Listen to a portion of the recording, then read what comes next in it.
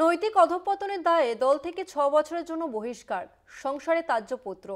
বড় ছেলে তেজপ্রতাপের বিরুদ্ধে জোড়া শাস্তি লালু প্রসাদের। এক মহিলার সঙ্গে নিজের ছবি পোস্ট করে প্রেমের সম্পর্কের দাবি তেজপ্রতাপের। দায়িত্বজ্ঞানহীন আচরণ ও মূল্যবোধের অধঃপতনের জেরেই কঠোর পদক্ষেপ, মন্তব্য আরজেডি সুপ্রিমোর। অন্যদিকে বাবার সিদ্ধান্তকে সমর্থন জানিয়েছে তেজস্বী। ঘটনায় শুরু হয়েছে রাজনৈতিক চাপানোতর। চলতি বছরেই বিহারে বিধানসভা নির্বাচন। ভোটের মুখে বিহারের রাজনীতিতে আলোড়ন।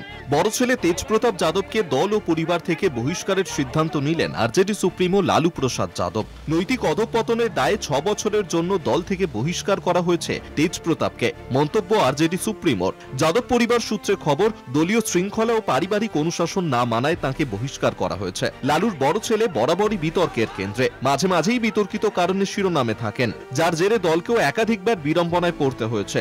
সদ্যই এক মহিলার সঙ্গে সম্পর্ক নিয়ে বিতর্কে জড়িয়েছেন তেজপ্রতাপ। শনিবার তার ফেসবুক প্রোফাইলে দাবি করা হয়েছিল তিনি ১২ বছর ধরে ওই মহিলার সঙ্গে সম্পর্কে রয়েছেন। প্রোফাইলে ইন রিলেশনশিপ স্ট্যাটাস দেওয়া হয়েছিল। কয়েক ঘন্টার মধ্যেই ওই পোস্ট মুছে ফেলা হয়। তেজপ্রতাপ দাবি করেন তার ফেসবুক হ্যাক করা হয়েছিল। তারপরেই বিস্ফোরক বয়ানে লালু প্রসাদ বড় ছেলেকে বহিষ্কারের সিদ্ধান্ত নেন। দাদা প্রাপ্তবয়স্ক, এই ধরনের সিদ্ধান্ত একান্তই তাঁর ব্যক্তিগত সিদ্ধান্ত। পাশাপাশি বহিষ্কারের সিদ্ধান্তে তাঁরা লালু প্রসাদের পাশেই আছে বলে জানিয়েছেন তেজস্বী যাদব।